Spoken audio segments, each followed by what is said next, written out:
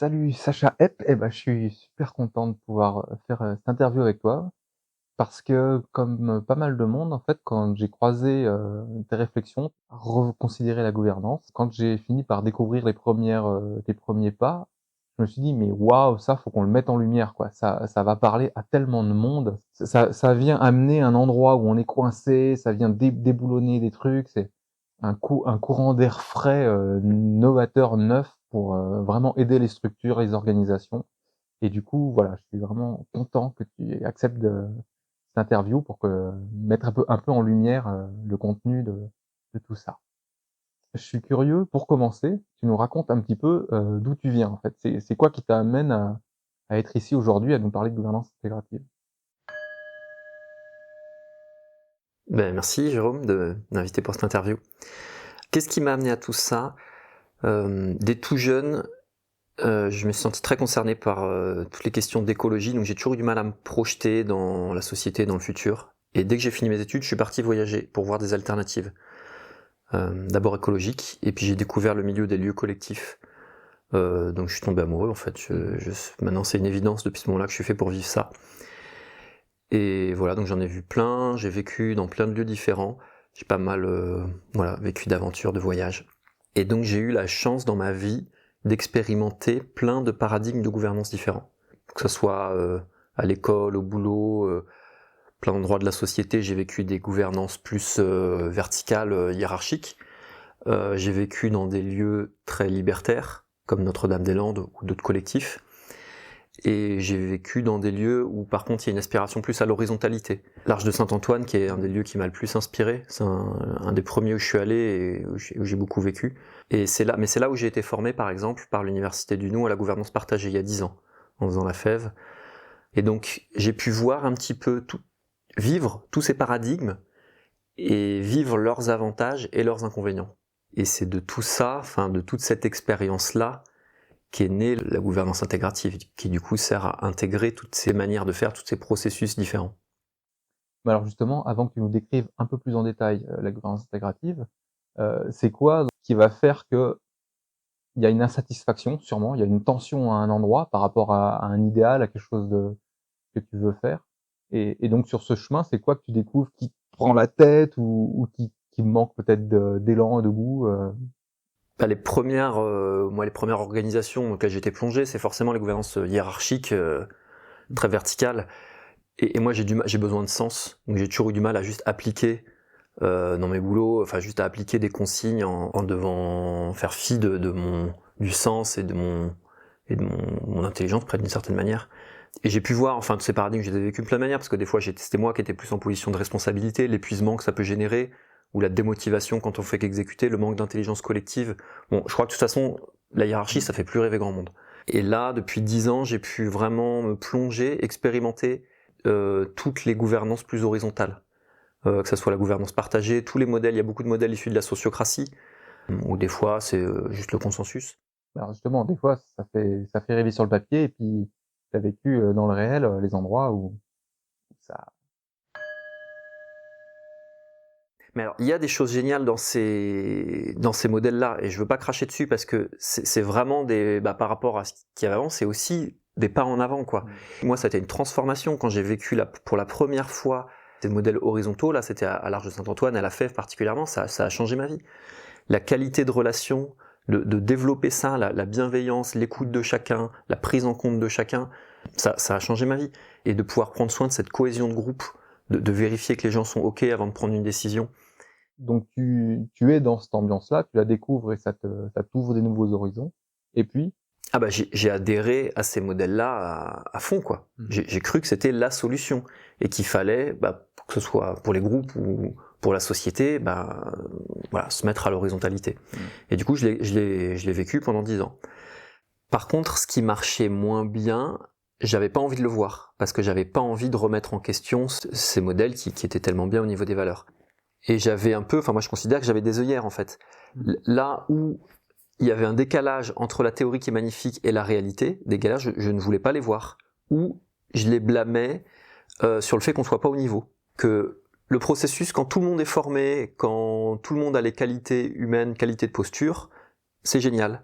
Mais le problème, c'est que souvent, humainement, on en est quelque part, on n'est pas tout à fait au niveau du processus. Et moi, j'ai passé, par exemple, 10 ans à me fouetter le fait que je sois pas assez patient. Moi, j'aime bien quand les choses, elles avancent vite. Et j'ai vu des gens se culpabiliser parce qu'ils n'arrivaient pas à se rendre assez disponibles, parce qu'ils n'arrivaient pas à être assez concis, parce qu'ils comprenaient pas, ils n'arrivaient pas à bien s'intégrer dans les différentes étapes du processus. Ils vont faire une proposition alors que c'est le tour de ressenti, et puis ils vont se faire reprendre par le facilitateur, etc. Et parmi les problèmes que ça génère, que ça peut générer ces modèles, il y a notamment le côté très chronophage. Ça peut prendre beaucoup de temps, peut y avoir beaucoup d'inertie. Les gens peuvent se désinvestir à un moment, ils ont pas soit parce qu'ils ont une vie à part ailleurs qui est trop prenante, soit parce qu'ils n'ont pas envie de passer en fait des heures et des heures et des heures en réunion. Ils vont arrêter de venir. Tout va prendre plus de temps, et parfois encore plus grave, la paralysie. Quand je dis paralysie, je veux nommer quand on n'arrive plus à prendre une décision, mais sur du long terme. Prendre une fois une décision ne passe pas, c'est normal, ça fait partie du jeu. Mais des fois, quand il y a des camps, des personnes qui ont vraiment des avis opposés et qui n'arrivent pas à faire suffisamment de pas l'un vers l'autre pour trouver une solution commune, et ben au consensus ou au consentement, on peut être bloqué. Le groupe peut être incapable de décider. Et ça, c'est extrêmement destructeur pour le groupe et pour la qualité de relation qui va chuter en flèche, la confiance entre les gens, alors que c'est censé être des processus qui normalement nous aident à nous connecter les uns aux autres. Donc j'ai passé 10 ans à dire que c'était la faute des gens, on n'était pas au niveau du processus. Et un jour je me suis dit, mais en fait, il faut qu'on ait plutôt que de vouloir toujours mettre la pression sur les individus pour qu'ils se mettent au niveau du processus, je pense que les groupes ont tout intérêt à avoir des processus qui sont adaptés à leur niveau de formation, leur niveau de posture. Ce qui n'empêche pas, au contraire, qu'on monte progressivement au fur et à mesure, notre niveau de compétence, notre niveau de posture monte, et on utilise peut-être des processus de plus en plus exigeants. Sans pour autant perdre dans la capacité à faire avancer le projet, quoi. Ah bien sûr. Et je pense que quand on a des processus qui sont adaptés à là où on en est, c'est d'autant plus efficace d'avoir cette équivalence-là. Ouais, au contraire, plutôt que d'avoir un décalage, c'est là où ça va pas bien marcher. Tu nous as parlé aussi de ton expérience à Notre-Dame-des-Landes, qui est quand même un lieu des fois pas connu, mais qui est hyper horizontal, hyper libertaire, égalitaire. Est-ce que tu peux en parler un peu aussi peut-être ?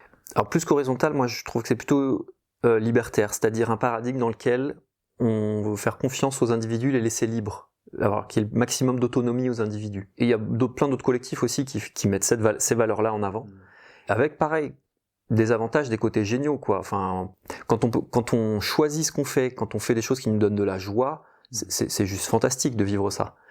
Mais il y a aussi les limites. Des fois, il peut y avoir des choses chaotiques, des initiatives qui vont dans des sens divergents ou qui, au contraire, qui se rentrent dedans. Manque de respect, par exemple. Pour donner un exemple très précis de choses que j'ai vécues à Notre-Dame-des-Landes, sur des lieux où j'ai vécu, des gens pour gérer les déchets, ils faisaient un grand tas, donc sur le terrain juste à côté, ils faisaient un grand tas avec tous les déchets, donc des trucs plastiques, électroménager, machin, n'importe, des trucs polluants, et ils foutaient le feu. Et c'était leur manière de gérer les déchets. Ou des fois même, où moi ou d'autres, on a pu se retrouver en danger par des initiatives que prenaient d'autres gens. Ça peut être les conséquences, et je pense que ce paradigme-là, il a des limites aussi pour gérer des problèmes systémiques, que ce soit des problèmes de répartition des ressources ou autres. Des fois, je pense qu'on a besoin de se mettre d'accord et de prendre le temps de s'écouter. Merci. Donc, tu as le fruit de toute une expérience. On voit 10 ans de découverte des écolieux, d'un fonctionnement plus horizontal, plus structuré, le consentement, tu nous parlais de tes formations, etc. Un petit peu de libertaire aussi pendant quand même un an où tu découvres plein d'autres choses. Tu fais un peu le feedback sur toute la hiérarchie plutôt descendante que tu as vécue à travers l'école et d'autres structures où tu étais à différents endroits. Tu nous expliques tout ça. Et ça c'est le creuset pour que tu te décides à proposer au monde, c'est-à-dire à toi-même d'abord, une autre façon de faire que tu trouves pas ailleurs, en fait. Alors, est-ce que tu peux nous en parler? Alors, ça a pris quelques étapes pour en arriver là. La première étape, c'était de saturer un petit peu après 10 ans d'horizontalité forte, de sociocratie. J'ai voulu autre chose. Je me suis dit, qu'est-ce qui existe d'autre? Un autre modèle qui marcherait mieux. Donc j'ai écrit à tous les gens que je connaissais pour leur dire, qu'est-ce que vous connaissez d'autre? Et en fait, j'ai pas trouvé d'autres modèles qui m'enthousiasment. Donc j'ai continué à chercher pendant un an, j'ai découvert plein de processus, plein de choses intéressantes, mais qui font pas une organisation de groupe. Et un matin, je me suis réveillé où j'ai eu le déclic, grâce à la spirale dynamique, justement, Donc la spirale dynamique, juste pour resituer brièvement, c'est un modèle qui sert à comprendre l'être humain et les organisations. Il y a différents paradigmes qu'on traverse, autant les organisations que les individus. Ce sont les mêmes paradigmes. Et notamment quand je te parle de paradigme vertical, libertaire ou horizontal, c'est par exemple les paradigmes qu'on peut rattacher à la spirale. Je me suis réveillé du coup ce matin-là en réalisant qu'en fait tous les modèles de gouvernance que je connaissais, ils étaient ancrés dans un niveau de la spirale.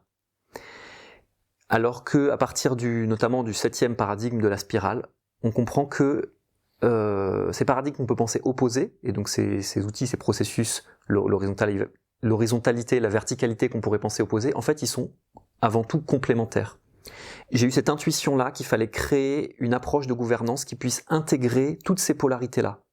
Donc l'horizontalité, la verticalité, le côté informel, le côté formel, la liberté, les règles, que plutôt que les opposer, on allait les intégrer et que les organisations, je te parlais avant du décalage entre le groupe et ce qu'on attend des individus au niveau gouvernance, plutôt que vouloir appliquer un modèle, ce qui se passe souvent en gouvernance, c'est on va vous dire « Ah, fonctionnez comme ça », et on va plaquer un modèle sur l'organisation et on attend que les individus s'y adaptent. Maintenant, j'ai la conviction absolue que les organisations, elles ont intérêt à adapter la gouvernance au groupe. Donc, complètement Ouais, un renversement, quoi. tu viens de nous retourner la tête là. Et du coup, ça ramène de la fraîcheur et de la nouveauté. Ok, donc du coup, ta proposition, c'est quelque part d'intégrer tout ça, mais ça a l'air un peu, du coup, c'est des trucs opposés, il y a une idée, ça a l'air un peu compliqué, et en même temps, tu te dis, mais non, c'est de le ramener justement au niveau de compétence des personnes. Alors du coup, tu peut-être m'expliquer un peu comment tu t'y prends concrètement pour déployer ça. Ça ressemble à quoi la gouvernance intégrative? C'est sûr qu'il y a quelque chose qui paraît assez complexe, mais en fait c'est extrêmement intuitif. L'idée c'est pas d'intégrer le plus de processus possible, c'est juste d'avoir des processus adaptés à chaque situation. Par exemple, si on a des décisions urgentes à prendre, eh ben on va utiliser un processus rapide. Ouais. Si on a pour toutes les décisions à faible enjeu, être sûr qu'on a des processus économes en énergie. Si on a des processus à fort enjeu qui impactent toutes les personnes de l'organisation, avoir un processus qui permet d'impliquer, de consulter les personnes. Et ça, en fait, c'est extrêmement intuitif parce que, de par nos expériences de vie, chaque individu a déjà énormément de connaissances, en fait, et connaît énormément de choses. Et c'est juste apprendre à articuler toute cette diversité. C'est là où il y a un apport vraiment clé, c'est un peu la clé de voûte.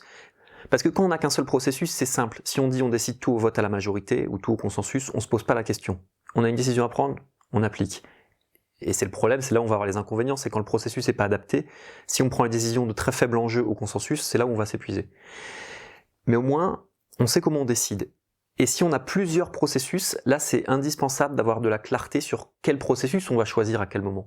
Et de pas se perdre dans ce choix-là en fait. Finalement, on a déjà plein de manières de prendre des décisions plus ou moins dans nos vies, en fait. Oui. Et c'est juste apprendre à choisir le bon processus au bon moment, en fait. Et des fois, ça peut être intéressant d'apporter des nouveaux processus. Il y a des processus peu connus qui peuvent être assez novateurs, de vote à choix multiples, de sollicitation d'avis, de décision algorithmique. Il y a plein de petites choses comme ça qu'on peut apporter, mais ça, c'est du bonus. Moi, mon objectif numéro 1, c'est de réveiller la créativité chez les gens. C'est qu'ils osent être créatifs, qu'ils osent créer des variantes de processus, qu'ils osent tout simplement utiliser qui leur paraît pertinent au bon moment. Et j'ai une grande confiance dans la capacité des gens dans l'intelligence collective d'un groupe en fait pour faire ces choix-là. Ok, donc concrètement, toi tu proposes des accompagnements et de la formation à saisir cette gouvernance intégrative. Tu peux le décrire un petit peu? Les formations, c'est vraiment, ça s'adresse à des individus et du coup on transmet, il y a beaucoup de mise en situation, c'est très concret, c'est très pratique et du coup les gens après ça, ils ont des bases pour créer une gouvernance sur mesure. Ils ont une vision plus vaste un peu de la diversité de processus, de toutes les grandes familles de processus qui existent, comment on fait le choix, etc. Donc ils sont capables après de ramener ça dans leur groupe. Eh ben, il y a beaucoup d'organisations qui sont intéressées pour travailler leur gouvernance et la différence c'est que quand on fait des formations, on apporte une vision du coup très globale, on donne une vision très globale de tout ce qui existe au niveau des processus, On apprend aux gens justement comment faire ce choix de processus qui est vraiment la clé de voûte.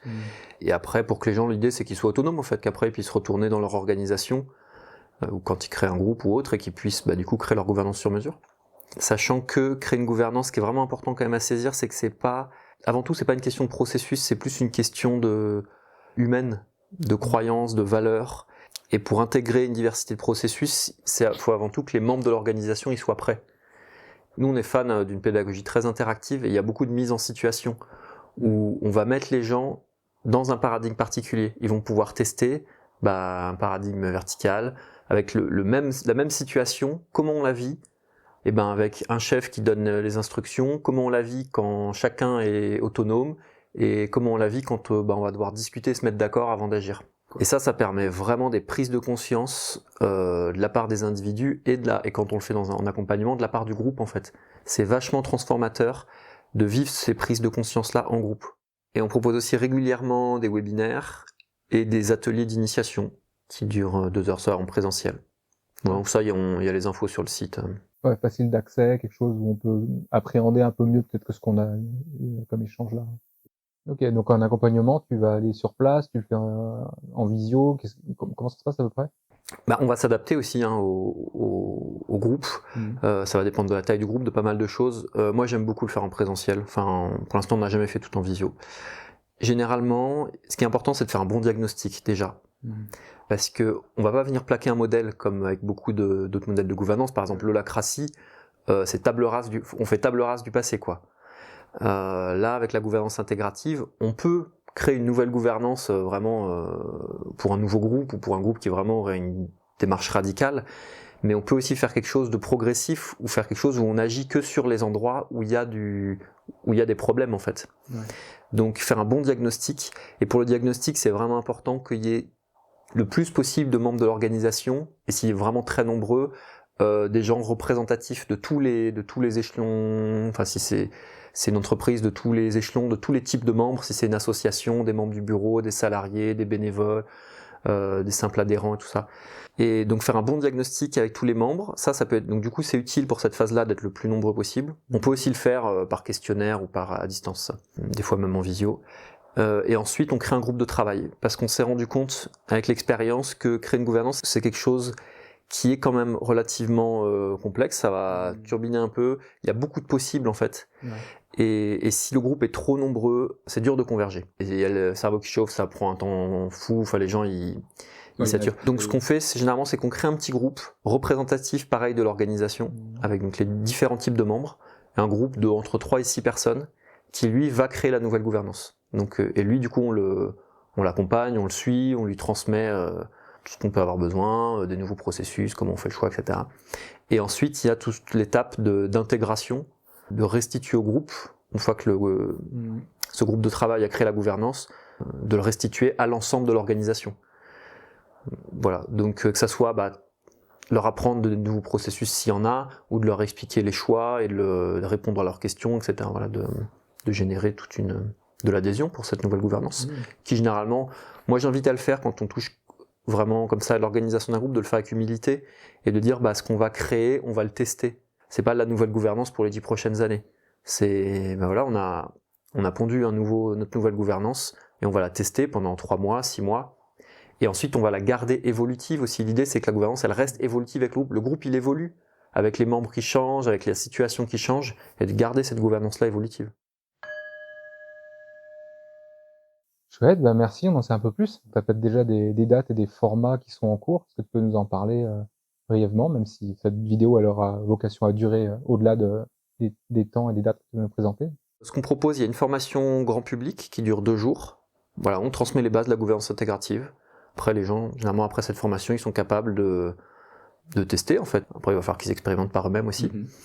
On a des formations prévues, on en a une en fin avril 2022 dans le sud-ouest, fin mai à l'Aérium dans les Cévennes, on en a une en octobre à l'Arche de Saint-Antoine dans l'Isère. Et après, on a des modules complémentaires aussi qui vont avoir lieu, un sur le facteur humain, et notamment tout ce qui touche à la spirale dynamique, toutes les questions de posture, d'émotion. Et on en a un autre qui est vraiment axé sur mettre en place une nouvelle gouvernance dans un groupe, les conditions du changement en fait, pour créer, parce que c'est des gros changements de faire ça dans un groupe. Et une autre formation qu'on fait, on fait un module Ça, j'ai eu beaucoup de demandes de gens qui étaient facilitateurs, formateurs en gouvernance, et qui voient la limite en fait des modèles qu'ils utilisaient, et du coup qui sentaient que pour accompagner des groupes, ça coinçait, mais qui n'avaient pas non plus donc du coup qui faisaient un peu leur sauce, mais qui n'avaient pas une méthode, une approche cohérente, on va dire, pour accompagner les groupes. Donc j'ai eu des demandes pour faire ça, et donc là on va faire un module pro, notre première formation, moi je l'appelle de pionnier, puis après ça sera une formation professionnelle de 3 jours. D'ailleurs, moi, j'accompagne des groupes, j'intéresse à la gouvernance, voilà, j'ai fait plusieurs endroits, et c'est vrai que d'un coup, d'avoir cette énergie fraîche, de dire ah, on peut peut-être sortir des dogmes dans lesquels moi-même je suis un peu, tu le disais, les personnes qui t'ont contacté, à dire ouais, je suis un peu étriqué dedans, sortir de la doxa un petit peu qui dit bah ça se passe comme ça se passe comme ça, on doit être dans la bienveillance, il y a des tas d'évidences qui sont genre incontournables. Quand on accompagne, on se confronte à tellement de nuances et on se dit forcément, le costume, il est un peu étroit.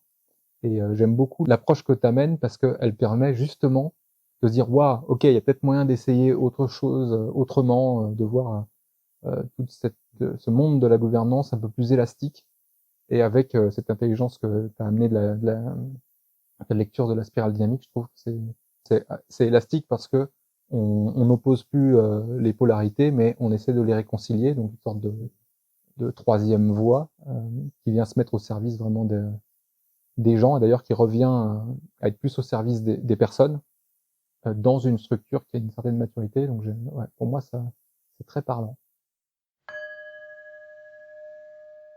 Est-ce que tu as un appel particulier auprès des gens qui vivent en collectif, qui sont dans des organisations, des facilitateurs, facilitatrices comme moi? J'ai un appel à tous les gens qui sont passionnés par ces questions-là, qui sont facilitateurs, qui accompagnent des groupes. Si jamais ça résonne pour vous, ce paradigme d'adapter la gouvernance au groupe et d'intégrer la diversité de processus, de manière de faire, si ce paradigme il résonne en vous, contactez-moi, voir comment on peut faire réseau, comment on peut faire équipe. Enrichir aussi l'approche intégrative des outils de chacun. Plus on sera nombreux à développer ce paradigme-là, et plus on va pouvoir créer quelque chose de chouette qui sera au service du monde et de toutes les organisations. Eh ben, merci. Et justement, pour parler du monde, là, on est en 2022. 2023, il se passe quoi? T'imagines quoi déjà dans un an? Et puis, dans 10 ans, tu rêverais qu'on soit arrivé où? Je vois déjà en 10 ans, depuis 10 ans, là, comme le paysage de la gouvernance, il a été révolutionné, notamment beaucoup par l'Université du Nou, par la gouvernance partagée, la sociocratie. Et moi, je rêve que dans 10 ans, ça soit ce paradigme, et que ça soit la gouvernance intégrative ou d'autres méthodes similaires, mais que la gouvernance soit révolutionnée par cette approche-là, par dire on s'adapte au groupe et on intègre la diversité. Moi, j'y crois profondément. Moi, je vois quelque chose qui peut se diffuser dans d'autres pays, dans plein de milieux différents, que ce soit les écolieux, les assos, en entreprise. Pour moi, il y a un potentiel énorme. Et c'est vraiment au service. Je pense que tous les types d'organisations ont besoin de ça, en fait.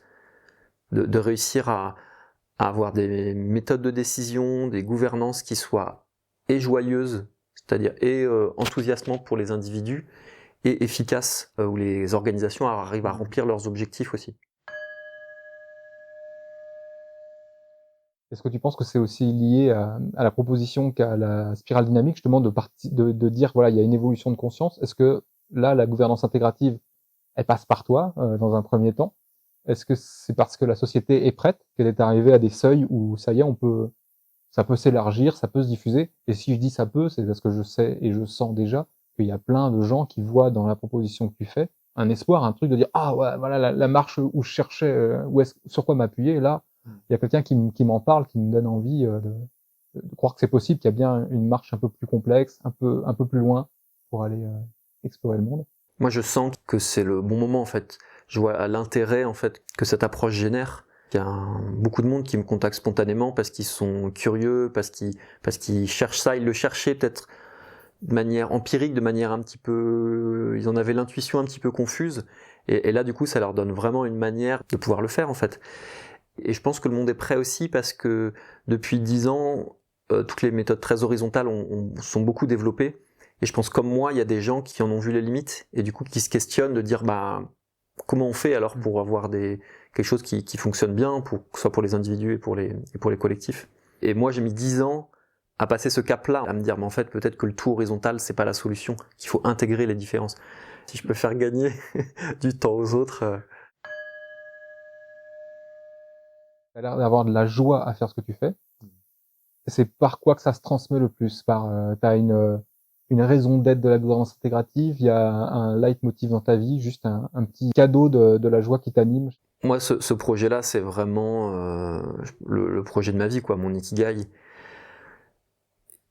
Et là où il me touche, c'est que j'ai vu, là, depuis toujours, voir des gens de bonne volonté qui ont des magnifiques projets ensemble, qui veulent changer le monde, qui veulent faire quelque chose ensemble, dans une asso, dans un mouvement, etc. Et qui galèrent, en fait, qui pour des questions, alors des fois pour des questions humaines, relationnelles, mais des fois pour des questions de gouvernance, d'organisation, et des magnifiques projets qui avortent ou qui prennent fin. Et j'ai une joie incroyable quand je peux aider les gens à coopérer, aider l'humanité à coopérer et à apprendre à faire avec la différence plutôt que de voir la différence comme d'opposer nos préférences et nos différentes manières de faire, d'arriver à les intégrer. Et ça, c'est un cadeau énorme, quoi. Il y a des gens qui avaient les larmes aux yeux, qui avaient une gratitude énorme de pouvoir connecter avec une approche comme ça qui leur permettait d'intégrer la diversité. Tu voyais en une demi-heure ou en une journée leurs croyances limitantes ils s'en étaient comme s'ils se débarrassaient d'une vieille peau, quoi. Et quand tu vois des participants qui te remercient avec les larmes aux yeux, ça. J'étais nourri. Ah ouais. Bah merci, chouette. Les gens sauront te retrouver sur ton site internet, gouvernance intégrative. Après, on tape, on trouve facilement. Et puis, au plaisir de la prochaine. En tout cas, on va se revoir tout bientôt parce que j'ai bien envie de me former et de rentrer, je pense, dans un réseau avec toi. Voilà. Donc, à bientôt. Merci beaucoup, Jérôme. Inspiré de la spirale dynamique, d'accord, mais c'est jaune, le côté intégratif, le niveau 7, comme tu disais. C'est pas un peu haut comme visée? Ouais, effectivement, l'idée du paradigme intégratif, c'est le niveau jaune de la spirale. Et pour moi, je le vois pas comme un espèce d'idéal ou un niveau élevé ou un niveau, que ce soit un niveau de conscience élevé ou ça serait un niveau qu'on atteint et une fois qu'on l'a atteint, on y reste et puis ça y est, on est un être éveillé ou je ne sais quoi. Pour moi, c'est justement être capable d'aller dans les 6 niveaux de base en fait, à chaque fois qu'on en a besoin. Et c'est peut-être à des moments, on va s'appuyer sur la tradition, on va être dans quelque chose de très tribal, des moments on va être dans quelque chose de très informel, d'autres moments on va avoir besoin de règles, d'un truc très carré, d'autres moments on va laisser beaucoup de liberté. Et donc c'est de pouvoir naviguer en fait entre les niveaux, d'utiliser différents processus quand on en a besoin. Et de le faire avec humilité en fait. J'ai pas de prétention personnelle d'avoir atteint un niveau Voilà, c'est juste je sais que je suis touché par cette idée, par cette de complémentarité plutôt que d'opposer, et j'essaye de la mettre en œuvre. Et je pense que là où on est une grande aide, c'est quand on est plusieurs, parce que quand on est seul, on a toujours ses angles morts. Et moi, j'ai mes préférences en fait, j'ai mes processus préférés, j'ai mes niveaux de la spirale où je suis plus à l'aise que d'autres. Et justement, quand on a un groupe, on a l'intelligence collective du groupe, et on va se compléter les uns les autres. Et si on arrive à s'ouvrir les uns aux autres, si on arrive à s'ouvrir des préférences aux autres, de dire l'autre, lui, peut-être, il a ces préférences-là, mais même si c'est pas les miens, je vais pas dire, oh, il fait chier, et puis je vais lutter contre lui. D'apprendre à faire des pas les uns vers les autres, je pense que c'est une très bonne manière d'accéder au jaune, d'une certaine manière. Alors, une des surprises que j'ai eues en créant la gouvernance intégrative, c'est pour avoir justement une vue assez... moi, je veux avoir une vue exhaustive un petit peu sur ce qui existe, toutes les manières de décider, tous les processus de décision, qu'est-ce qui existe. Et je me suis appuyé entre autres sur la spirale pour voir dans tous les niveaux comment on prend les décisions. Et c'est là que j'ai eu des surprises de réintégrer en fait des manières de décider que moi j'avais complètement évacuées, pour lesquelles j'avais beaucoup de jugements. Moi par exemple je suis très rationnel et j'avais complètement éliminé toutes les manières intuitives ou je sais pas comment, irrationnelles c'est pas très beau, mais le fait de prendre des décisions en suivant un signe. Moi, j'ai des amis qui prennent leurs décisions avec un pendule, avec un tirage de cartes, avec des synchronicités. Je pense qu'avec les synchronicités, c'est quand même assez répandu. Où je me questionne, est-ce que je dois ou pas acheter cet objet? Et je me rends compte que j'ai dans mon porte-monnaie exactement la bonne somme. Donc je me dis, allez, c'est un signe, je le fais. Et ça peut être utilisé collectivement. Mais l'humanité, pendant des millénaires, s'est basée énormément sur ces processus, sur les astrologues, sur les chamans, et maintenant dans notre société rationnelle, ça c'est complètement évacué ou mal vu en tout cas. Je pense que ça va un peu plus loin que ça, mais oui, c'est tout ce mouvement-là de rationalité. C'est pas le but de remettre ça dans tous les groupes, mais je pense qu'il y a des groupes qui aspirent à pouvoir intégrer dans leur gouvernance ce type de processus-là. Même si moi, c'est pas ma préférence, je pense qu'elles ont aussi leur raison d'être, ces processus-là. Et ils sont intuitifs, ils sont rapides, ils ont un certain nombre d'avantages. Et donc tu t'es amusé même à cartographier un peu tout ça, tous ces processus. Alors au début, j'ai voulu faire une liste, lister tous les processus. À un moment, j'étais arrivé à 15, donc j'avais mis les 15 manières, j'ai écrit un article, les 15 manières de décider. Et en fait, je voyais qu'il y avait des endroits où j'étais pas à l'aise de dire mais ces deux-là, est-ce que c'est juste des variantes l'une de l'autre? Et je voyais qu'il y avait plein de choses, j'avais du mal à est-ce que je dois créer un processus pour ça ou pas? Est-ce que c'en est un? Et en fait, maintenant je suis arrivé à la conclusion que des processus, il y en a une infinité. Enfin, on peut créer plein de variantes, et donc on peut en créer quasiment autant qu'on en a besoin. Et c'est important de mettre de la clarté un peu quand même sur ce qui existe. Et pour ça, là, j'ai créé, on le mettra peut-être en pièce jointe, un document avec différentes familles de processus. Par exemple, toute la famille des processus consultatifs, toute la famille des votes, toute la famille des rôles, et comment les gens ont leur rôle, est-ce que c'est des rôles élus, hérités, nommés, la famille, tout ce qui est le hasard, tout ce qui est le suivre un signe, la tradition, voilà, il y a plein de familles de processus, et c'est vraiment intéressant de mettre de la lumière là-dessus.